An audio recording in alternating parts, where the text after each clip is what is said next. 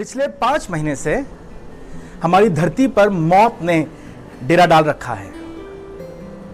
कोविड-19 के कारण सारी दुनिया में डर का माहौल है। 200 देश, लाखों वैज्ञानिक, हजारों लैबों में सिर्फ एक काम कर रहे हैं, मिल करके कोशिश कर रहे हैं किसी तरह से वैक्सीन बना सकें, किसी तरह से ये मौत रुक जाए। परमेश्वर ने हमारे शरीर को एक अद्भुत रचना बनाया है।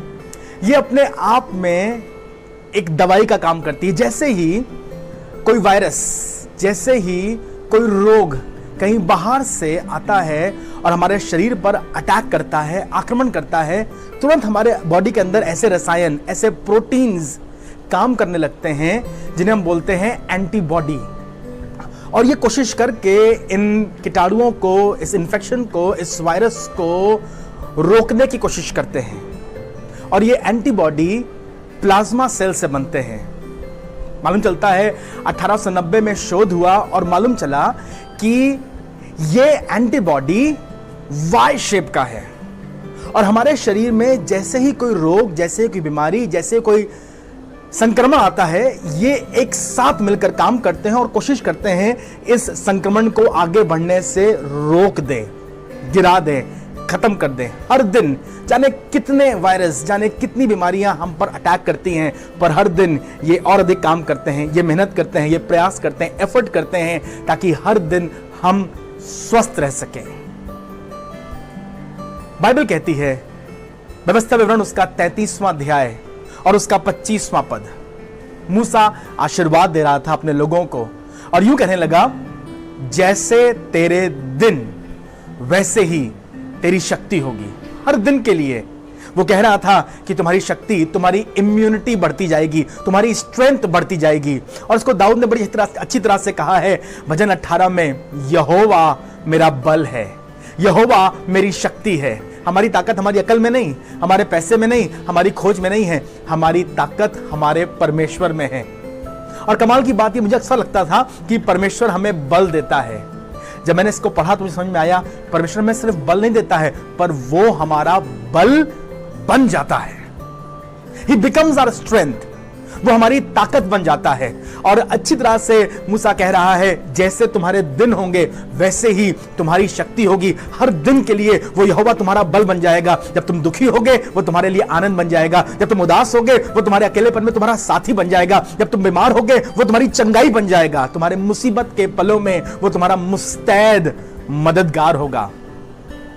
दाऊद ने कहा है अपने भजन 46 में और उसकी पहली आयत में, वो तो संकट में अति सहज से मिलने वाला सहायक है।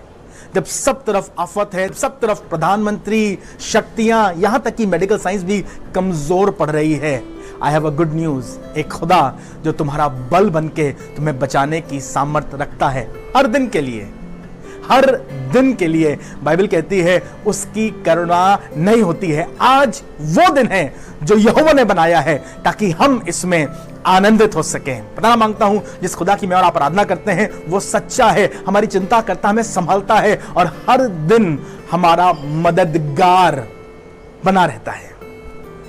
लूका रचित सुसमाचार और उसके 8वें अध्याय में 26वें पद से एक कहानी शुरू होती है। गनेसरत एक नगर है। आज यीशु मसीह गनेसरत के इस नगर में पहुंचते हैं।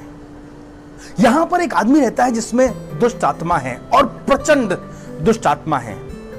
जैसे यीशु मसीह झील से उतर करके नगर में प्रवेश करते हैं, लिखा हुआ है ये दुष्ट आत्मा से भरा हुआ व्यक्ति चिल्लाता हुआ पागलों की तरह यीशु मसीह कदमों पर आकर गिर पड़ता और कहता है, हे दाऊद की संतान, हे दाऊद की संतान, तुझे मुझसे क्या काम, मुझे दुख देने क्यों आया है। ये आदमी बड़ा प्रचंड था, इसमें दुष्ट आत्मा थी। ये कब्रों में रहा करता था, लोगों को घायल किया करता था, अपने आप को जख्मी करता था, पत्थरों से मारता था, पेड़ों से अपने आप को घायल करता था और घर में नहीं रहता था।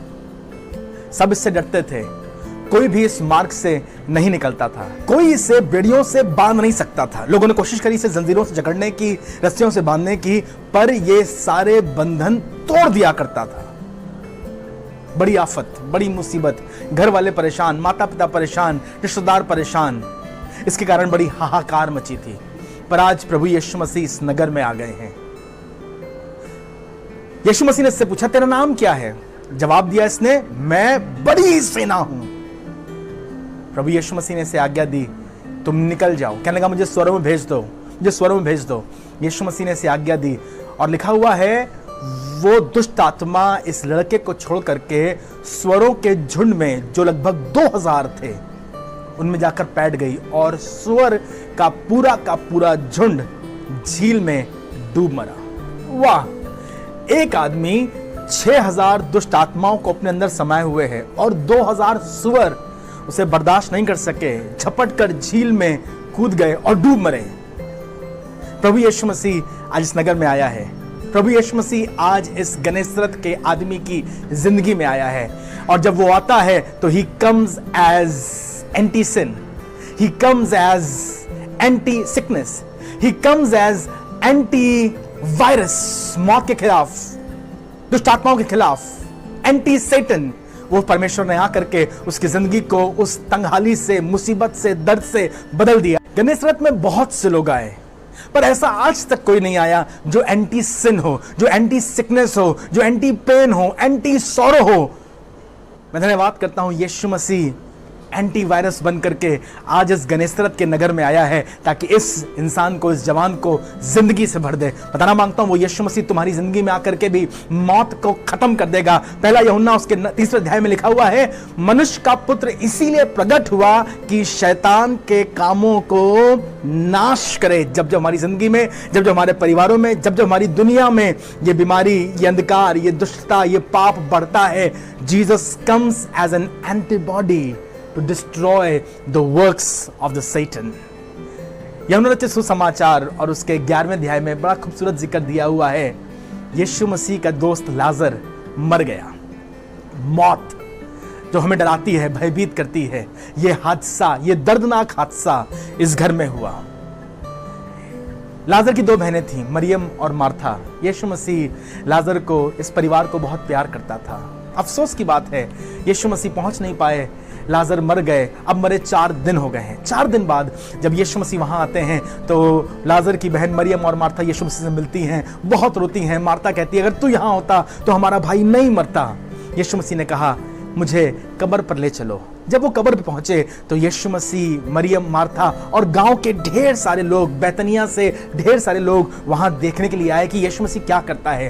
यीशु मसीह कब्र के पास पहुंचे, उनकी आंख से आंसू बह रहा था। लोग कहने लगे, कितना प्यार करता था लाजर को। यीशु मसीह ने कहा, कब्र से पत्थर हटाओ। आज पहली बार ऐसा हुआ है कि कब्रिस्तान में जिंदगी देने वाला यीशु आया है।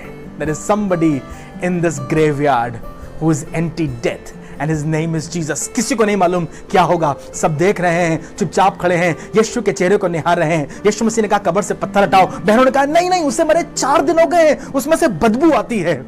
पर बहनों को क्या मालूम था, आज जीवन देने वाला, उद्धार करता मसीह यीशु, जिंदगी से भरा हुआ यीशु नासरी कब्रिस्तान में खड़ा है ताकि इस कब्रिस्तान में जिंदगी को पैदा कर सके।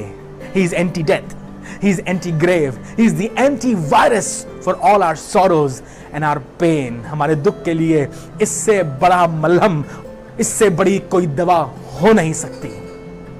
बताया था मैंने आपको, ये एंटीवायरस जो हमारी बॉडी में काम करता है, या एंटीबॉडी जो हमारे बॉडी में बनती है, बी सेल से बनती है और वाई शेप की होती है। जी, कलवरी पर लटका यीशु नासरी आज बहुत दुख में, बहुत तकलीफ में, बहुत पीड़ा में था।